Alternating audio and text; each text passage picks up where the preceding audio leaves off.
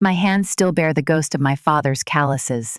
Cracked, bleeding, raw, a map of a life spent bending metal in a factory, a life that sucked the light right out of his eyes.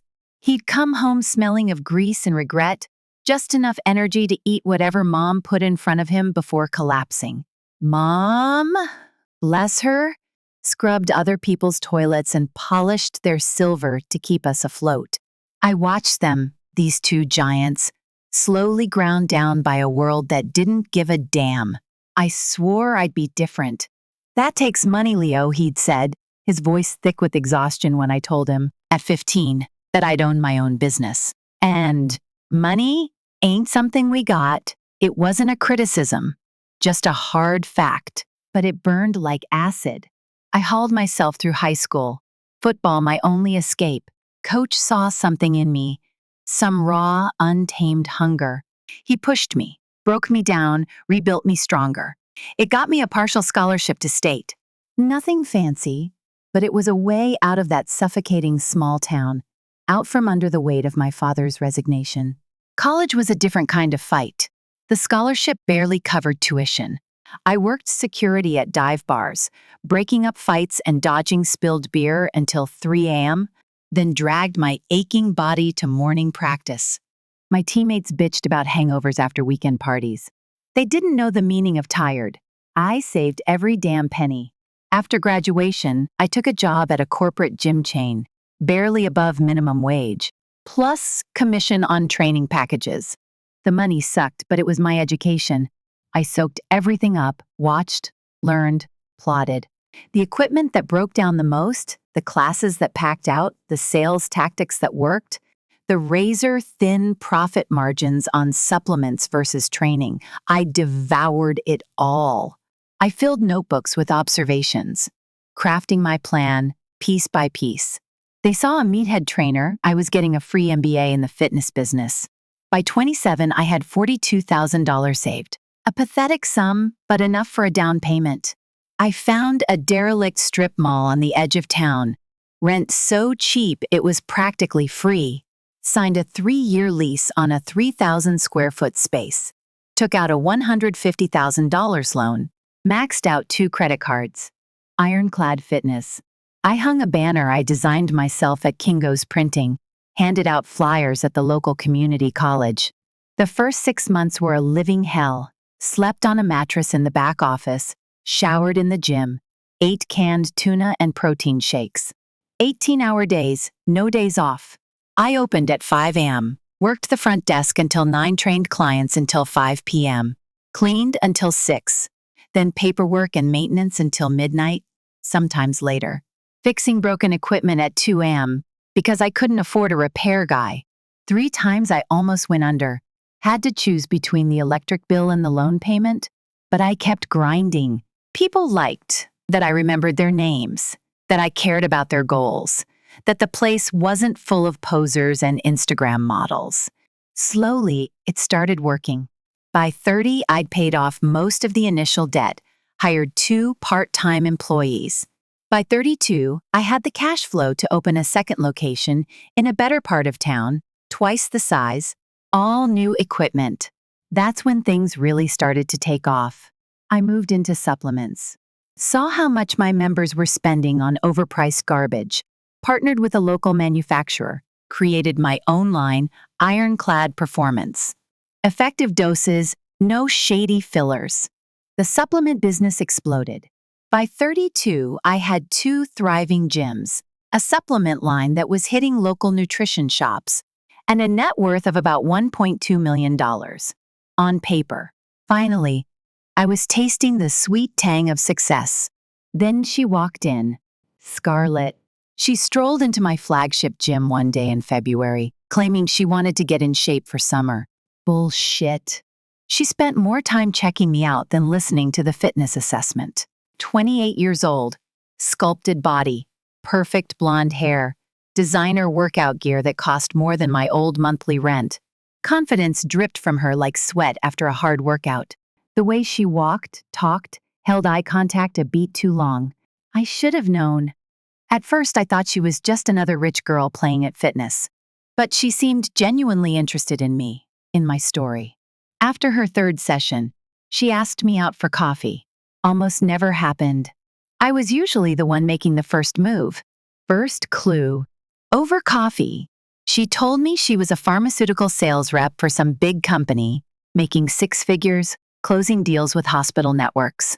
Drove a leased BMW, wore designer clothes. She had her shit together. I was impressed. A woman who was ambitious and successful on her own terms. God, if I could go back. The red flags were flapping in the wind like tattered banners. I was too blinded by lust, by what I thought was love, to see them. First date. Scarlett shows up 30 minutes late. No real apology. Just blames traffic. Immediately orders the most expensive wine on the menu. I'm not cheap, but she didn't hesitate. Didn't offer to split the bill. When I asked about her background, her stories were vague. Grew up all over because her dad was in business. Went to college back east. Every detail was just slightly fuzzy. I chalked it up to first date jitters. I was an idiot. Second date, her apartment. A luxury high-rise downtown. Rent must have been $2,500 a month. The place was immaculate but weirdly impersonal. Like a model home or a hotel suite. No photos older than 5 years. No college pictures. No family stuff. When I asked, she got defensive. Said her ex destroyed all her personal belongings. He was controlling, jealous, she told me, eyes welling up with tears that never quite fell.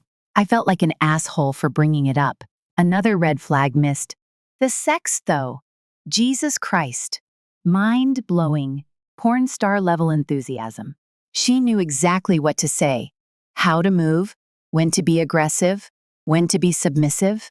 Intoxicating. It kept me from asking too many questions. Classic manipulation. But it worked.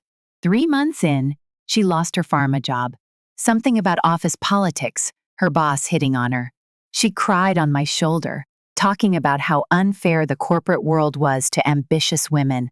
He kept passing me over for promotions, then suggested we could discuss my future with the company over dinner at his place, she sniffled. When I refused, suddenly my numbers weren't good enough. I comforted her, told her she'd find something better, offered to help with her resume, make introductions. She didn't seem that interested in practical help, just wanted the emotional support. Another missed red flag. She didn't find another sales job. Instead, she suddenly decided she wanted to be a fitness influencer. Started hanging around my gym all day, taking selfies, asking my clients to be in her videos. Embarrassing as hell, but I let it slide. I thought I was supporting her dreams. She'd post these workout tutorials that were biomechanically unsound, diet advice that was borderline dangerous, supplement recommendations for brands that were paying her, not mine.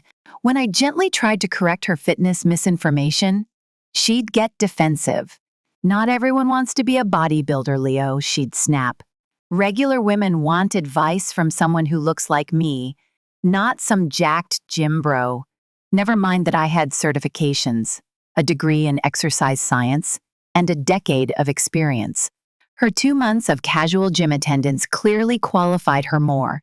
Meanwhile, I was grinding harder than ever, opening a third location, developing new supplement formulations, building connections with local athletes and sports teams. Scarlett would take credit for my ideas during social gatherings, telling people she was the brains behind my expansion plan.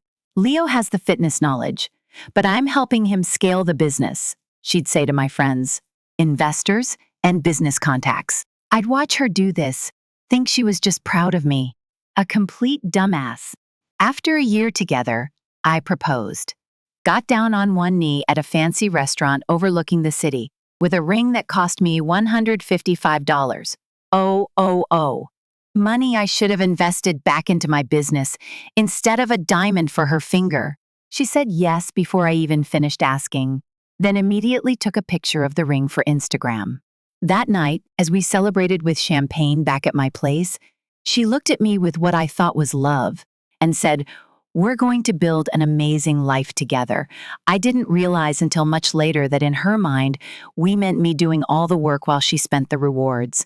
By the time we got engaged, I was pulling in serious money. The 3 gyms were generating about $1.2 million annually in profit, and the supplement line was taking off online. I had also invested in some commercial real estate, a small office building, and a warehouse space that I rented out. All told, my net worth was pushing $3.5 million. I wasn't born yesterday. We need a prenup, I told Scarlett. Holy fuck, did she lose it. She threw a glass against the wall, screamed that I didn't trust her, that I was planning for divorce before we even got married. The whole performance was Oscar-worthy. If you really loved me, you wouldn't ask me to sign away my rights, she screamed, mascara running down her face. What rights? I asked, genuinely confused. The right to take half of what you built before I even met you. That's not the point, she shrieked, grabbing her purse and heading for the door. The point is that you're treating me like some gold digger instead of your future wife. I stood my ground. This isn't about love, it's about business. Everything I built before you stays mine. Everything we build together, we split. That's fair. Fair? She laughed. A bitter, scary laugh. You know what's not fair? Me giving you the best years of my life, supporting your dreams, only to be treated like I'm nothing to you. The best years of her life? Rich, considering we'd been dating for 12 months, most of which she'd spent unemployed and living in an apartment. I was now helping her pay for since her savings had mysteriously dried up after her job loss. She refused to speak to me for a week, stayed with a friend, found out later it was an ex-boyfriend, ignoring my calls. Then she came back, acting like she'd made this huge sacrifice by agreeing. I'll sign your stupid prenup, but only because I know our marriage will last forever, she said, like she was doing me this massive favor. But I want it to be fair. I don't want to be left with nothing if something happens. I agreed to that. It should be fair. I hired a top-tier lawyer to draft the agreement. It protected my gyms, the supplement business, my real estate investments, and my personal savings. But I wasn't a complete hard ass. I included a clause that would give her a one-time payment of $50,000 if we divorced, regardless of circumstances, plus $2,000 per month for each year we were married, up to a maximum of 5 years. I also specified that any assets or wealth we built together during the marriage would be split 50-50ths. I even paid for her to have her own lawyer review it, making sure everything was by the book. Her lawyer actually negotiated some decent terms, increasing the monthly support to $3 per month and adding a clause that if I cheated, the prenup would be invalidated. I was fine with that since I had zero intention of cheating. After some back and forth, where her lawyer actually got me to make some adjustments in her favor, she signed it. I didn't know then that she was already plotting how to break it. The wedding was exactly what you'd expect. Over the top, Instagram-worthy, and expensive as hell. $85,000 down the drain for a single day of her playing princess. She had a minor meltdown when the flower arrangements were the wrong shade of white. Apparently that's a thing, and made the wedding planner cry. I should have run right then, but the sunk cost fallacy is a bitch. The first year of marriage, things seemed good on the surface. I was expanding the supplement line into more stores, even getting some local athletes to endorse it. My gyms were packed, and I was working on plans for a 4th location.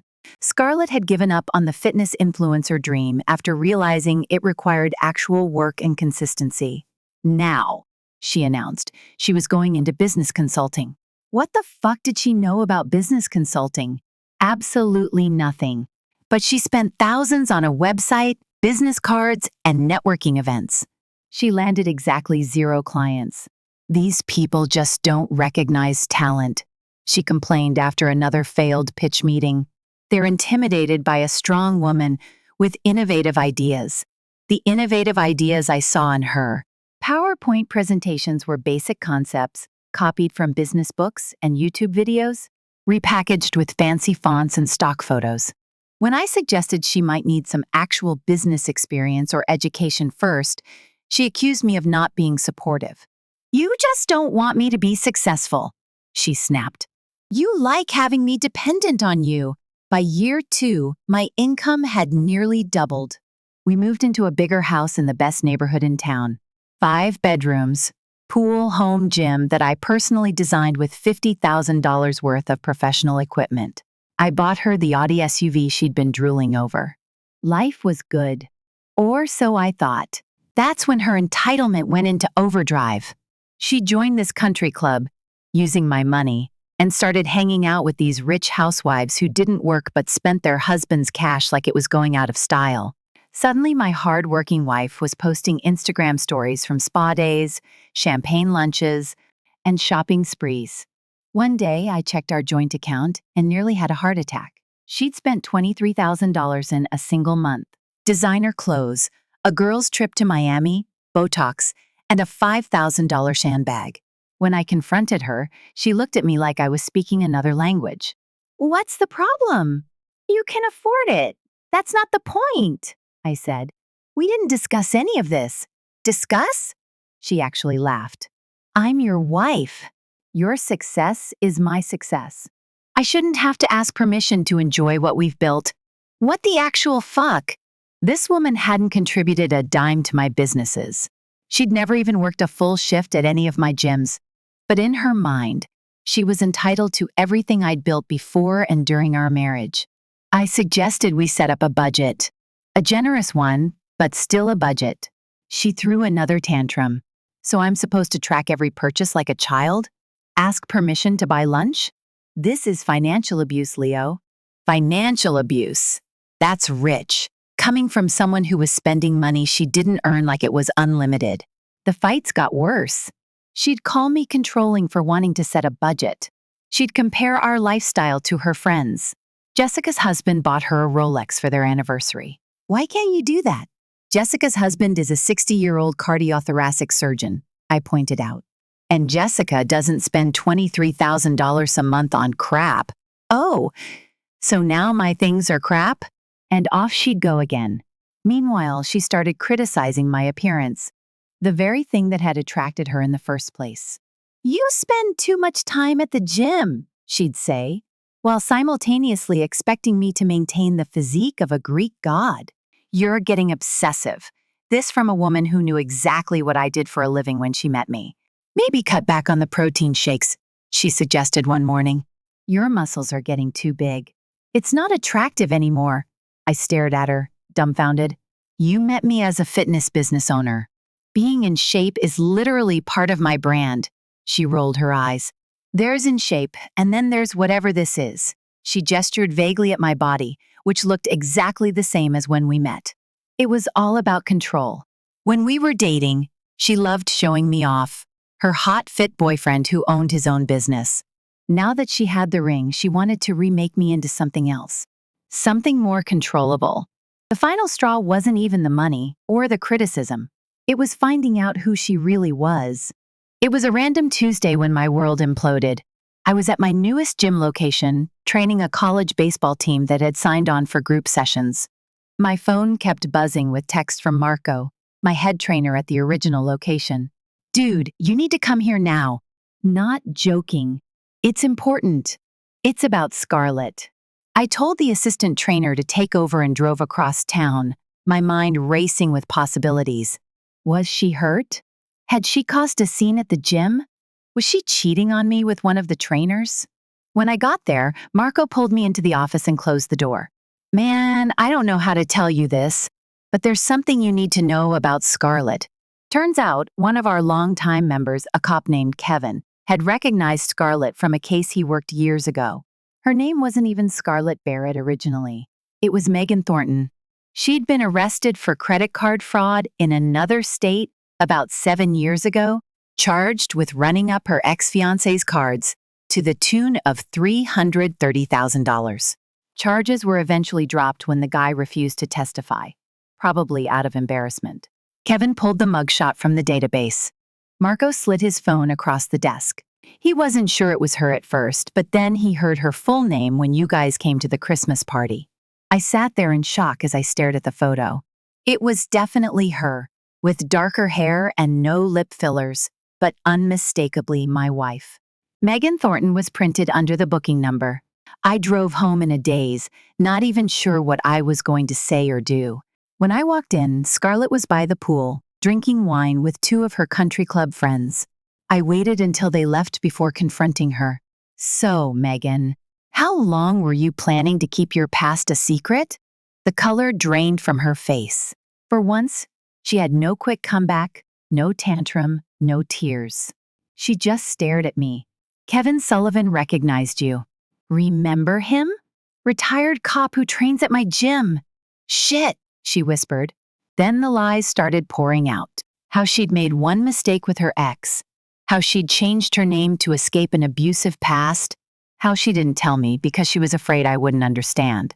He was controlling, she said, tears finally coming. He set me up, made it look like I was spending his money without permission, but he approved everything. Then he changed his story when he got mad at me for leaving him. I might have believed her if I hadn't already called her previous employer during my drive home. Turns out, she wasn't fired because of office politics. She was fired for falsifying expense reports and using the company credit card for personal purchases. They didn't press charges because it was under $5,000 sand, not worth the hassle. And the pharmaceutical company? I asked. The one that fired you for rejecting your boss's advances? She blinked rapidly. What about it? I just got off the phone with their HR department. There's no record of you ever working there. Another lie to explain why she had no real income when we met. Just like the fitness influencer and business consultant careers that never materialized. It had all been bullshit from day one. I slept in the guest room that night trying to process everything. The next morning, she acted like nothing had happened. Made breakfast, talked about some charity event she wanted to attend. When I didn't engage, she finally looked at me and said, "Are we really going to let my past ruin our marriage?" That's when I noticed her phone on the counter, buzzing with a text. The preview showed, "Last night was amazing. When can you get away again?" I grabbed the phone before she could. The text was from Tyler. We didn't have a trainer named Tyler at any of my gyms. Scrolling through their messages made me physically sick. This had been going on for months. My wife was screwing some personal trainer from her country club while spending my money and living in my house. There were hundreds of messages, plans to meet at hotels when I was stuck at work, complaints about me and my obsession with the gyms, even discussions about how much money she could get from me in a divorce. "Don't worry, babe," she had texted him 2 weeks earlier. "When I leave him, I'll get at least half of everything. His business is worth millions now. The prenup is crap. My lawyer says we can easily break it." I set the phone down and looked at her. "Pack your shit. You have until tomorrow to get out. You can't do that. This is my house too. Actually, I can. The house is in my name only. Check the prenup you signed. Fuck your prenup. I'll take you for everything you've got." I just laughed. "Good luck with that, Megan." She tried to slap me, but I caught her wrist. Not hard, just enough to stop her from hitting me. She immediately turned on the waterworks. "You're hurting me. Let go of me," she screamed, loud enough for the neighbors to hear. I released her instantly and stepped back, suddenly understanding the game. Nice try, but the security cameras I installed last month caught all of that. I pointed to the small camera in the corner of the kitchen ceiling, and everything is backed up to the cloud. So if you try to claim I abused you, I have proof that it's bullshit. Her face contorted with rage. The mask completely dropped. This wasn't the cute, supportive woman I'd fallen for. This was someone else entirely. Cold, calculating, and furious that her scam had been exposed. "You'll regret this," she hissed, storming upstairs to presumably pack her things. I immediately called my lawyer. Scarlett, or Megan, whatever, didn't leave quietly. She hired this small-time lawyer who specialized in breaking prenups. Their whole strategy boiled down to 2 claims. She signed under duress, and she had significantly contributed to the growth of my businesses during our marriage. My lawyer, best damn money I ever spent, was a 60-year-old divorce attorney who'd seen every trick in the book. When I showed him the evidence of Scarlett's identity fraud and the text messages, he just nodded and said, "This will work in our favor. Don't worry. First things first," he said, leaning back in his leather chair. We need to secure your assets. She's already tried to withdraw $50,000 from your joint account. Thankfully, I'd put a freeze on the account the day I confronted her. She'd managed to take $5,000 before the freeze went through, but it could have been much worse. My lawyer advised me to change all my passwords, secure my business documents, and alert my business partners and managers about the situation. She might try to cause trouble at your gyms or with your suppliers. People like this often try to damage what they can't have. He was right. 2 days later, she showed up at my flagship gym, screaming about how I'd abused her and stolen her ideas. Marco had to escort her out while she made a scene in front of my members. He got it all on the security cameras, which came in handy later. The first court date was for temporary support while the divorce proceeded. Scarlett showed up looking like a damn Sunday school teacher. Conservative dress, minimal makeup, hair pulled back. Gone was the designer wardrobe and flashy jewelry. She was playing the part of the modest, wronged wife. Her lawyer painted this bullshit picture of her as the supportive spouse who sacrificed her own career to help build my fitness empire. He claimed she deserved temporary support of $25,000 per month, plus continued use of the house. When my lawyer stood up, he was surgical. Your Honor, before addressing the financial requests, I believe the court should be aware that the petitioner has committed identity fraud. He presented the evidence of her name change, which she had never legally processed, and her prior arrest record. Furthermore, Miss S. Hayes entered into the marriage under false pretenses, hiding her criminal history and termination for theft from her previous employer. Scarlett's face went white. Her lawyer started whispering frantically to her.